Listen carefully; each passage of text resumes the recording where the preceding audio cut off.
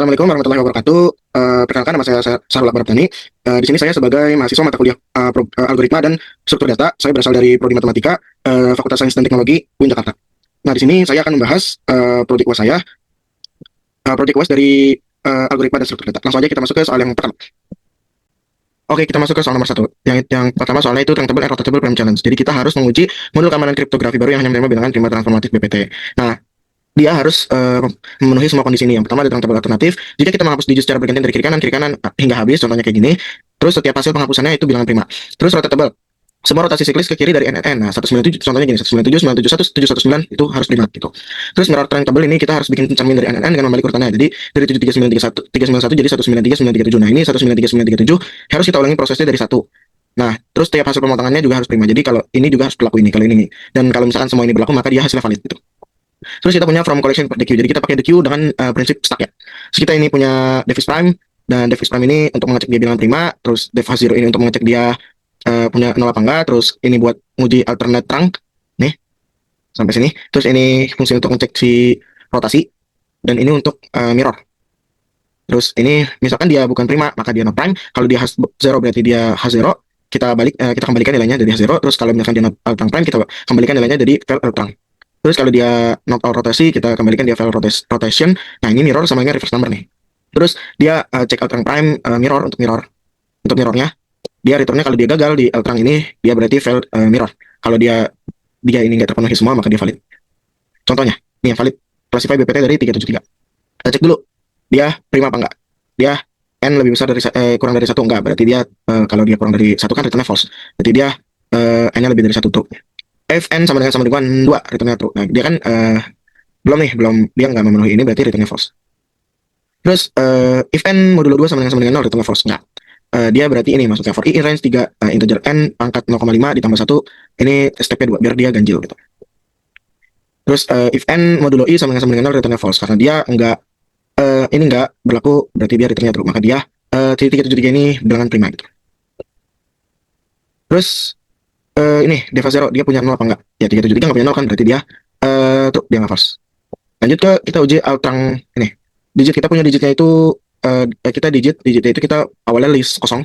Terus time sama dengan N, berarti time ini 3 sama dengan 373. Terus kita loop nih, ketika time-nya lebih dari 0, digit append time modulo 10. Nah, ini kita selama time-nya lebih dari 0, maka kita masih melanjutkan si loopnya. Digit append time modulo 10 ini untuk mengambil nilai paling akhir untuk dimasukkan ke digit ini. Nah, tadi kita punya 373, maka kita masukin, kita ambil paling akhir kan 3, kita masukin ke digit 3. Terus time double slice sama dengan 10, ini untuk menghapus nilai paling belakang. Tadi kan kita ambil nilai 3, kita masukin ke digit. Nah, ini yang tadinya di time ada 373, di time ini kita hapus. Jadi tinggal time-nya nanti tinggal 37. Kita looping sampai akhir, nanti di digit kita punya berarti kan 373. Nah, ini harus kita reverse buat balik ke angka awalnya. Jadi ya karena ini kebetulan 373, kalau di reverse sama, ya tetap jadi 373 gitu. Terus kita buat stack kiri sama stack kanan dengan the Q ini pakainya digit. Terus ini turn left sama dengan true, ini berarti untuk inisiasi dia pop kiri atau pop kanan. Sama kayak tadi kita left stack, ini kita loopingnya akan berlaku sampai si left stacknya kosong. Terus current digits, ini sebenarnya sama aja, sama kayak ngebuat yang ini. Cuma bedanya ini, dia stack pop left berarti yang kiri keluar masukin, kiri keluar masukin, kiri keluar masukin. Nggak usah di reverse. Jadi misalkan kayak tadi kita punya 373, kita pop left kiri berarti 3 masukin ke current digit, pop left kan berarti nanti tinggal 7 kan, tinggal 73, terus keluarin 7 masukin sini lagi, keluarin 3 masukin sini lagi gitu. Terus ini 6, kita 6 sama dengan 0. Terus for day in current digit, kan current digitnya tadi 3,7,3, kita ubah ke dari list, kita ubah ke angka, kita masukin ke 6 ini nanti. For day in current digits 6 sama dengan, ini kan 6 nya masih 0, 0 dikali 10 ditambah list pertama itu kan 3 kan. Terus berarti 0 dikali 10 ditambah 3, berarti 6 nya 3. Terus looping lagi nih, 6 sama dengan 3 kali 10, 30 ditambah yang kedua 7, jadi 37. Itu sampai si current digit ini selesai. Jadi nanti hasilnya 6 nya 373. Nah, dicek nih, tadi setiap 6 baru kita cek dia prima apa enggak. Kalau misalkan dia bukan prima, ya berarti dia false gitu. Langsung dibalikin ke false. Kan tadi 3 prima, ya lanjut. Terus 37 prima lanjut, 379 prima lanjut. Nah, ini baru kita melakukan pop dari kiri atau kanan. Nah, kan tadi turn left sama dengan true, berarti kita pop kiri. Left stack sama dengan pop left 3 kan. Berarti 3 kita pop, sisa 73 kita balik. Terus ini turn left sama dengan turn left, berarti turn left di sini jadi false, nanti dia popnya kanan. Jadi kalau misalkan di pop kiri jadi 3, sisa 73, nanti 73 kita cek lagi, terus kita pop kanan jadi 7 gitu. Itu setiap penghapusannya kayak 3, 73, 7 itu kan pop kiri jadi 73, nah 73 masih prima enggak. Terus kita pop kanan 7 prima enggak, prima. Berarti dia true. Terus sekarang rotasi. sama kayak tadi, nih sama kayak tadi. Cuma bedanya kita nggak usah ini kita nggak usah reverse gitu. Ini kan kita juga pakai pen live jadi langsung aja gitu. Kayak yang tadinya belakang jadi paling depan gitu. Kan misalkan kita punya 373 gitu. 373 kita masukin ke digit nih. Kan ini kita angka paling akhirnya 3, 3 masukin ke sini jadi 3. Terus 7 masukin ke sini lagi.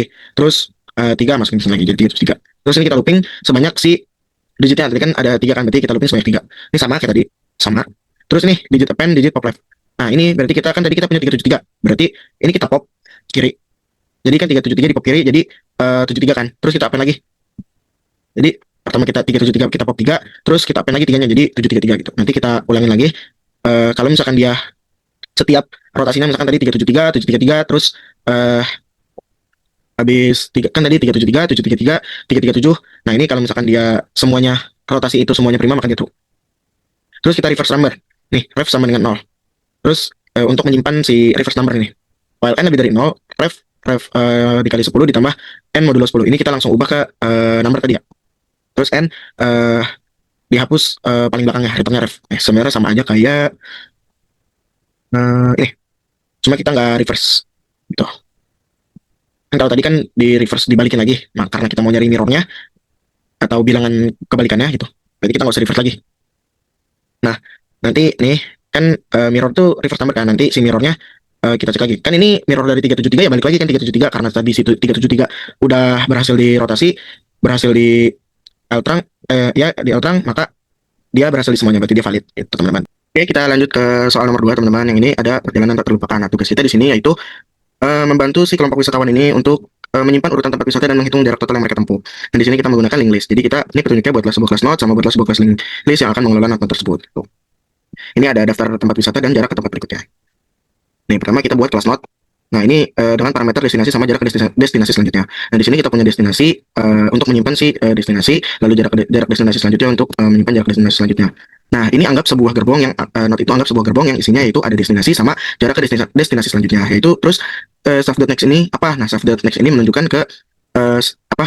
Penyambung antar untuk kayak next-nya ini apa kayak gerbong selanjutnya apa gitu. Lalu ini main kelasnya yaitu ada kelas histori perjalanan. Ini kita punya self-fed sama dengan nan. Ini untuk menunjuk ke gerbong pertama gitu maksudnya. Nah, total tempat dikunjungi ini untuk mencatat berapa total tempat yang udah kita kunjungin gitu. Lalu ini ada tempat baru dengan parameter destinasi sama jarak ke destinasi selanjutnya. Nah, di sini ada baru ini untuk kita membuat gerbong gitu. Nah, setiap gerbong itu punya ini destinasi sama jarak ke destinasi selanjutnya. Ini baru ini untuk menyimpan setiap gerbong ini. Jadi note pertama, note kedua, note ketiga itu nanti disimpan di baru itu. Jadi kayak misalkan kita buat note pertama, kita buat note kedua, note ketiga, berarti gerbong pertama, gerbong kedua, gerbong ketiga. Terus if self-fed is none, ini self-fed sama dengan baru. Nah, misalkan si self-fednya none nih, nggak ada gerbong pertama ya, berarti gerbong pertamanya baru gitu. Terus kalau misalkan si self-fed yang nggak none, berarti ini kita masuk sini. Kita punya variable check, ceknya ini self-fed ya, self-fed. Terus ini kita looping pakai while. Nah, ketika cek dot next-nya tidak sama dengan none, berarti kita nih, misalkan ceknya kan self-fed berarti gerbong pertama. Nah, gerbong selanjutnya none apa bukan? Nah, kalau dia bukan none, berarti ceknya ini kita ganti sama si gerbong berikutnya gitu. Misalkan ada gerbong pertama ada, gerbong kedua ada. Nah, berarti kan dia si awalnya ceknya self-fed berarti cek next-nya bukan none dong karena ada gerbong kedua. Nah, maka si cek ini kita ganti sama gerbong kedua. Terus kita loop lagi di sini while check dot next-nya ini none kan berarti tadi gerbong kedua. Nah, gerbong ketiganya none apa bukan? Kalau gerbong ketiganya none, kita ganti cek next-nya sama yang baru. Berarti tambah gerbong lagi. Jadi udah gerbong 1, gerbong 2, gerbong 3 gitu. Nah, nanti ini berarti total tempat dikunjunginya kita update lagi. Terus ini ada list kunjungan untuk apa? Nih. Kita buat nyatet pertama total tempat dikunjungi. Terus ini jalannya sama kayak tadi. Nah, nanti kita jadi kita setiap update ini kita bakal ngupdate juga sih tempat keberapa, terus destinasinya apa gitu. Terus ini juga ini kita punya ini sama aja sebenarnya loopingnya sama kayak yang ini. Nih yang ini. Ini nanti kita bakal kita punya total jarak sama dengan 0. Berarti ini nanti si total jarak ini bakal diupdate terus berdasarkan ini jarak destinasi selanjutnya. Nanti jadi kita punya total jaraknya udah berapa buat ngecatat sih total jarak yang udah kita lalui. Nah, ini dev info self ini tuh untuk kita tahu berapa aja yang udah kita kunjungin sama total jarak yang udah kita tempuh. Ini kita buat kelas trace buat nanti jelasinnya lebih enak lagi. Terus kita punya list liburan yang parameter destinasi yaitu musim kota, taman kota, pantai indah dan sebagainya. Terus jarak destinasi selanjutnya ada 2, 1,5 misalkan ini dalam kilometer ya, berarti 2 km, 1,5 km, 3 km dan sebagainya. Terus kita ini liburan ini kita harus pakai kelas histori perjalanan yang udah kita buat sebelumnya. Nah, ini setiap elemen yang ada di list liburan ini kita bikin tempat baru. Nah, ini menyimpan destinasi nih, museum kota, terus jarak destinasi selanjutnya, terus liburan info nih, kan liburan info tadi nunjukin sih list kunjungan apa aja sama total jarak yang udah kita lalui. Nah, ini Total tempat yang udah kita kunjungin 6, tempat pertama museum kota, tempat kedua taman kota, dan sebagainya sampai tempat ke-6 menara kota, total jarak yang kita lalui 13,5 km. Terus nih, Tres, buat kita ngejelasin. Tadi kan ini, non. Dan itu kan misalkan kita mau buat gerbong pertama. Nah, ini salvetnya nan. Itu gerbong pertamanya nggak ada nih. Terus kan tadi salvetnya sama dengan baru. Nah, berarti baru ini not pertama nih, atau gerbong pertama nih yang kita buat. Sama museum kota sama jarak ke destinasi selanjutnya. Ini destinasi jarak destinasi selanjutnya. Terus kan tadi yang cek itu nan apa bukan? Nah, nih. Misalkan kan tadi cek salvet nih, salvetnya. Cek nextnya nih. Cek nextnya nan nggak? Nan, berarti cek sama dengan cek next sama dengan baru. Berarti si nan ini diganti sama dengan not berikutnya atau gerbong kedua. Nih, terus tadi yang tadi kan ceknya salvet ya pertama. Terus kita looping, cek nextnya nan apa bukan? Oh ternyata bukan nih, karena kan tadi tadi nan, itu kita ganti baru kan. Wah cek nextnya bukan nan lagi nih. Jadi kita ganti cek. Nih, kita ganti ceknya sama dengan cek next. Tadi kan awal ceknya ini, cek nextnya ini, terus sekarang ceknya ini, cek nextnya ini nih. Nan, oh berarti benar. Nah kita tambahin lagi gerbong ini. Terus nanti lagi nanti ceknya kita ini kan cek nextnya ini, berarti bukan nan. Terus update jadi ceknya ini nan. Berarti kita tambahin lagi nih. Nah tadinya ceknya ini, cek nextnya ini kita ubah ceknya jadi ini, cek nextnya nan. Terus oh ya tambahin lagi menara kota. Nah berarti nanti ini cek. Ya udah karena kan kita ini kan nggak ada jarak selanjutnya. Ya udah, ini kan udah selesai sampai sini gitu. Udah itu nomor 2. Oke, kita lanjut ke soal nomor 3 ya, yaitu manajemen antrian di terminal kereta cepat. Nah, kita harus memanajemen antrian dengan setiap 15 menit kereta berangkat dengan kapasitas 60. Dengan tantangan yang banyak nih. Yang pertama ada antrian prioritas seperti ini, batas waktu tunggu ekonomi 40 menit, bisa 30 menit, premium 15 menit. Terus kalau penumpang nunggu melampaui batas ini dia dianggap override. Terus ada optimalisasi kapasitas kereta, penyeimbangan ketidakseimbangan, dan kelompok penumpang. Syaratnya banyak nih, tantangannya banyak. Udah langsung aja ke solusinya gimana. Pertama kita bikin kelas passenger nih. Kelas passenger dengan parameter ID, name, tiket kelas, arrival time, sama group ID. Self ID-nya ada self ID ini untuk menyimpan ID berupa integer, name nyimpan name, tiket kelas, arrival time, ini ubah dari time ke menit. Jadi misalkan jam 8 itu kita ubah total menit dari jam 00.00 sampai jam 8.00 gitu. Berapa menit sih dari 00.00 ke jam 8.00. Tuh. Terus self group ID sama dengan group ID ini self voucher ini defaultnya false. Ini PR ini untuk ini kalau misalkan di print nanti keluar self ID, self tiket kelas sama self arrival time. Misalkan ID-nya 1 terus tiket kelasnya premium, arrival time-nya 480 berarti dia jam 8 datangnya. Ini ubah dari time ke menit, ini menit ke time gitu. Terus ini buat nge-load si datanya CSV. Nih, ini passenger kita buat list passenger, terus nanti isinya seperti ini. Gitu. Nah, ini yang ngembaliin si list passenger ini dengan isi seperti ini. Terus proses boarding itu ada departure time, ada queue, ada voucher queue. Capacity keretanya kan tadi 60, terus minimal limit untuk setiap kelas itu ekonomi itu minimal kursinya itu harus 9, bisnis itu 15, sama premium itu sisanya. Nah, kelas board ini yang pertama, ini masih setiap keberangkatan ya, ini setiap keberangkatan dari setiap kelas. Ini bakal diupdate terus nih. Misalkan nanti premium yang berangkat 1, bisnis yang berangkat 2, ekonomi yang berangkat 3, misalkan gitu. Terus bordet ini untuk mencatat yang penumpang yang berhasil naik di keberangkatan ini. Nah ini send_IDs ini untuk menyimpan yang itu ID yang udah naik di keberangkatan saat ini biar dia nggak duplikat. Ini optimalisasi nih. Ini yang pertama prioritaskan fast track voucher queue. Nah ketika ada voucher queue dan kapasitas keretanya masih cukup, maka kita ambil nih voucher queue oprek. Berarti ini antrian pertama di voucher queue kita ambil. Terus kita cek nih kalau misalkan ID dia nggak ada di send ID ini berarti dia kan belum naik kereta. Nah kalau dia belum naik kereta berarti kita tambahin ke bordet. Terus kita udah ditambahin ke bordet kita catat nih ID-nya biar dia nggak kehitung lagi gitu. Biar nggak duplikat. Terus kita update si kelas bordet tiket kelas 1, tambahin 1. Terus nomor 2 penuhi batas minimal kursi. Kan tadi yang punya batas minimal kursi itu ekonomi sama bisnis. Di mana ekonomi itu lebih dari 9 dan bisnis itu minimal 15 ya. Berarti ekonomi minimal 9, bisnis nih minimal 15, terus sisanya buat si premium. Nah, ketika si ini nih setiap kelas nih bisa dari ekonomi sama bisnis, dia masih kurang dari batas limit, terus ada antrian di setiap kelas ini dan kapasitas keretanya masih kurang dari 60, berarti kita ambil lagi nih dari setiap antrian yang ada di ekonomi sama bisnis. Kita keluarin yang paling depan gitu. Terus kita cek sama kita update kelas border CLS ditambah 1. Misalkan yang naik premium berarti premiumnya kita update jadi 1 orang yang naik gitu.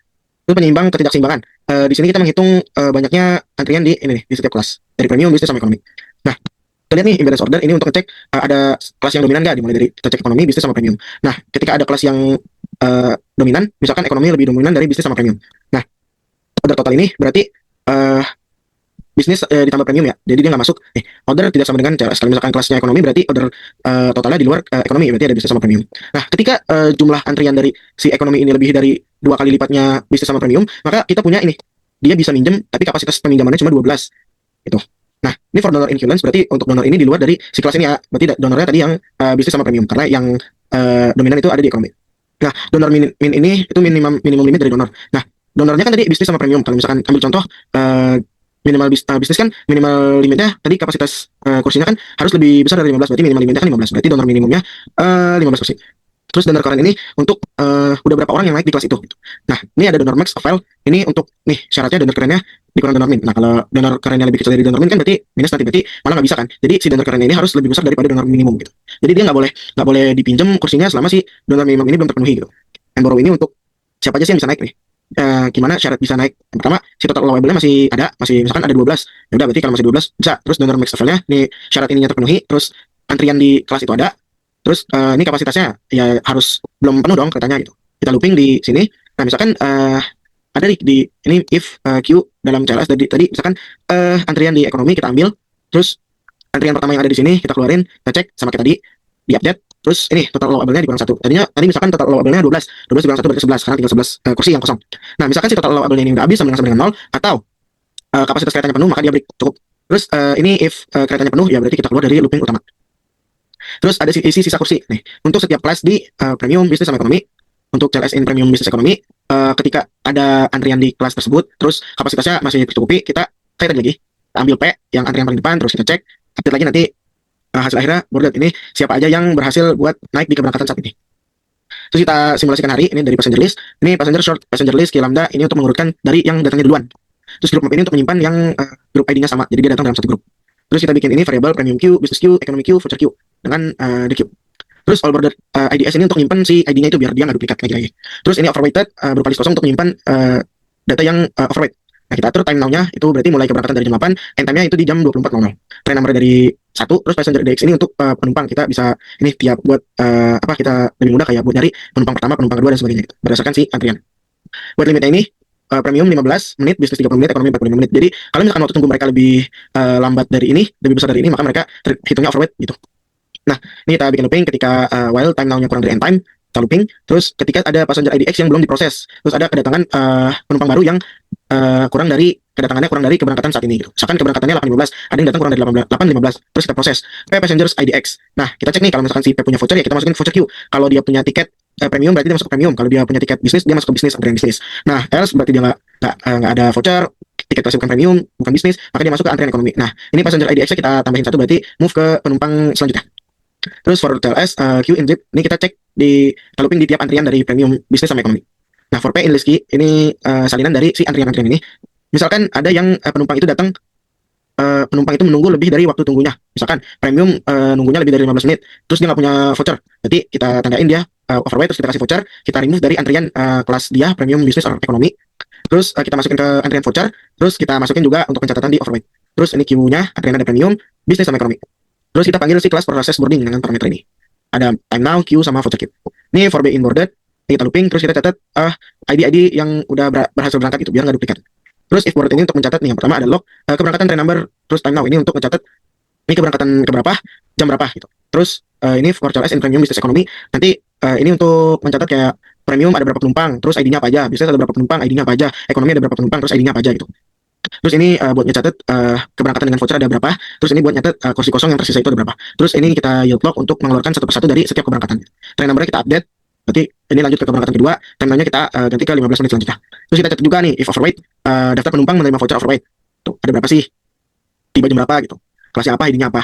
Terus kita keluarin juga per langkah. Jadi ini kita keluarin satu gitu. Ini kita punya data sampel passenger inputnya first row 120. Berarti ada 120 penumpang. Nih, contohnya aja di indeks ke 112 itu ID-nya 113, namanya person 113, tiket kelas ekonomi, arrival time 10.31, grup ID-nya JG. Kita jalanin ini. Ini passenger, kita load passenger, sampel passenger input first row. Ini kita pakai data yang ini. Terus for event in simulate day passenger kita print event ini, kita simulasikan harinya gitu. Terus kita hitung runtime sama total penumpangnya benar nggak sih? Sama apakah kodenya udah optimal gitu. Nih outputnya kalau kita jalanin yang simulasinya, tanggal 21 bulan 7 2025 keretanya KC Shinobi dengan 60 kursi dan 15 tiap keberangkatan itu jeda waktunya 15 menit. Keberangkatan pertama ada di jam 8 dengan kelas premium itu ada 0 penumpang, kelas bisnis ada 1 penumpang dengan ID 1, ekonomi nggak ada, fast track yang nggak ada, kursi kosongnya 59. Keberangkatan kedua di jam 8.15 karena kan tiap 15 menit. Terus premium ada 2 penumpang, ID-nya 210, bisnis itu 1 penumpang, ID-nya 7, ekonomi 6 penumpang, ID-nya 34569. Fast track voucher yang nggak ada, kursi kosongnya 51. Ini keberangkatan selanjutnya kan seperti ini sampai akhirnya di keberangkatan 12 di 10.45. Berarti ini berarti sampai di sini karena si penumpangnya udah di proses semua itu. Total runtime-nya 0,01 detik, total penumpangnya 120. Nah, ini kan sebenarnya kalau untuk data 120 ini kan udah cukup optimal. Nah, gimana kalau misalkan kasusnya itu ada 1000 penumpang yang datang? Nah, ini kita bikin generator data dengan kedatangan penumpang itu pertama kali di jam 8 dan terakhir itu di jam 23.59 dengan syarat-syarat penumpang yang tadi di atas ya. Terus ini kita jalanin lagi dengan yang udah kita generate nih, yang tadi 1000 data. Terus hasilnya sama keberangkatannya mulai dari jam 8,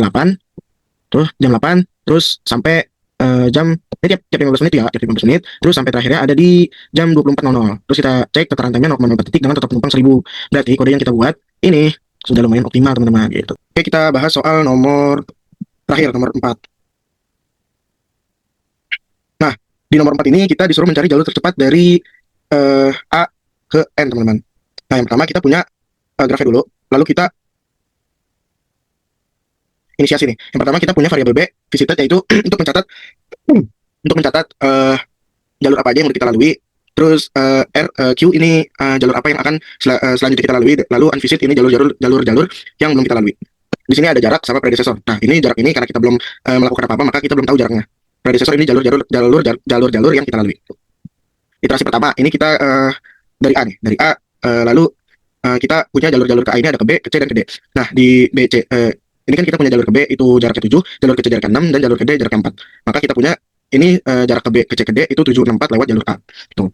Lalu R ini tuh mengurutkan dari jalur yang tercepat. Bukan lebih tepatnya, dia memastikan bahwa jalur yang terpendek itu akan keluar paling pertama. Jadi paling depan ini akan jalur yang paling cepat. Terus untuk urutan yang kedua dan seterusnya itu bebas sebenarnya. Lalu unvisit ini jalur-jalur yang belum kita lewatin gitu. Tadi kita baru dari A, kita belum ke B, C, D, E, F maupun G, H, I, J sampai N. Jadi yang kita tahu baru jarak ke B, ke C sama ke D, tapi kita belum laluin B, C sama D ini. Selanjutnya kita visit D, dari abis dari A ke D karena si D ini jaraknya 4 kan, paling dekat lah jaraknya. Nah, dari D ini kita punya jalur ke E sama ke F. Nah, berarti kita tahu jarak E ke F ini AD ditambah jarak dari D ke E ataupun ke F. Nah, AD ini kan 4 tambah 9, 13, dan 4 tambah 10 ini 14 jaraknya. Karena kita tahu F ini cuma dari jalur D, maka jalur yang kita lalui untuk sampai ke F itu D. Lalu jarak selanjutnya ini apa yang akan kita visit selanjutnya ini C, karena jaraknya 6 ya, paling kecil dibanding B yang jaraknya 7 dan F yang jaraknya 13 dan 14. Tuh. Unvisit ya karena kita udah ngevisit D, sisanya berarti B, C sampai N. Lanjut iterasi kedua ke C. Nah, di C ini kita punya jalur ke E sama F juga. Nah, karena kan tadi A ke D itu 4 tambah, untuk jalur ke E itu 4 tambah 9, 13, dan jalur ke F tadi lewat D itu 14. Nah, pas kita visit C, ternyata kita punya jalur pendek yang baru nih. A ke C itu 6, tapi C ke E 2, jadi 6 tambah 2, 8, dan 6 tambah 5, 11. Jadi kita update jaraknya E sama F. Jadi jarak terpendek untuk sampai ke E sama F lewat jalur C, di-update nih. Karena kalau lewat jalur D kan 13 sama 14, sedangkan kalau lewat C cuma 8 sama 11, jadi dia lebih kecil jaraknya. Tuh. Ini masih sama kayak tadi, ini memastikan bahwa yang keluar nanti itu jarak yang paling kecil, sedangkan selanjutnya ini bebas aja urutannya. Gitu. Selanjutnya kita melakukan visit ke B. Nah, di B ini kan tadi jarak paling kecil itu dari jarak paling kecil ke E sama F itu dari C. Nah, kita lihat lagi nih, ternyata di jalur B ini punya jalur ke E sama F juga. Nah, kita cek apakah jalur ke F ke E sama F lewat B itu bakal lebih kecil dari C, karena kan tadi D itu lebih panjang dari C. Jadi kita fokus ke yang C aja nih. Ini kan kita udah tahu kalau dia paling kecil itu lewat jalur C. Sekarang kita lihat yang lewat jalur B. Nah, lewat jalur B ini A ke B ini 7 ditambah 3, 10. Nah, 10 lebih besar nggak dari 8? Enggak, makanya kita nggak ubah nih predecessornya. Jadi kita jarak dari A ke E ya udah dari lewat C aja, karena kan si A ke E paling dekat itu lewat C gitu. Kita lihat lagi ke F. F ini ternyata 7 tambah 5, 12. Sedangkan kalau kita lewat C 11, kok makin jauh malah kalau lewat B gitu. Jadinya kita ya udah lewat C aja karena lebih dekat gitu. Untuk yang Q sama W ini sama aja masih. Terus selanjutnya kita jalur E nih. E kan tadi 8, F 11, makanya yang kita iterasikan dulu E karena dia lebih kecil jaraknya gitu. Nah, E ini punya jalur ke apa aja? Ke G, ke H, ke I, ke J. Nah, ke G kita tahu jaraknya 1. Tadi kan jarak dari A C E itu 8 tambah 1 9 jaraknya dari A ke G. Terus jarak ke H kita punya dari E ke H itu 8. Jadi kita tahu jarak E itu 8 tambah 8 16. Terus selanjutnya dari E ke I. E ke I itu 3 nih. Nah, kita tahu tadi jarak dari A ke E 8 tambah 3 11. Terus selanjutnya ke J itu ada jaraknya 6, berarti 8 tambah 6 14. Nah, karena kita tahu di H I J ini masih dari E doang, berarti ya predecessornya tetap E. Nanti kalau emang kita menemukan jalur yang lebih cepat, misalkan jalur F lebih cepat nih daripada lewat jalur E, ya maka kita ubah predecessornya jadi F gitu. Kita update jaraknya juga. Selanjutnya kita iterasiin apa? G. Karena G kan lebih kecil dari F yang jarak dari A ke F aja 11, sedangkan dari A ke G 9 gitu. Jadi kita iterasiin dulu yang G. Nah, G kita tahu jarak mana aja nih G. G ada ke K, ke L, sama ke M. Nah, kita cek nih jarak ke K berapa nih lewat G. Karena kan yang kita iterasiin cuma G. Jadi kita cuma tahu jalur yang lewat G. Nah, dari G ke K kita tahu 6. Tadi kan G 9. Nah, 9 tambah dari A ke G kan 9. Nah, 9 tambah 6 15. Jadi jarak dari A ke K kalau lewat G itu jarak jauhnya sepanjang 15. Terus dari G ke L kita tahu jarak 7, berarti 9 tambah 7 itu 16. Terus M ini kan jaraknya 8, berarti 9 tambah 8 17. Nah, kita tahu cuma lewat jalur G. Nanti kalau misalkan kita tahu jalur lain, ya kita ubah lagi gitu. Bisa atau update jarak yang lebih kecil.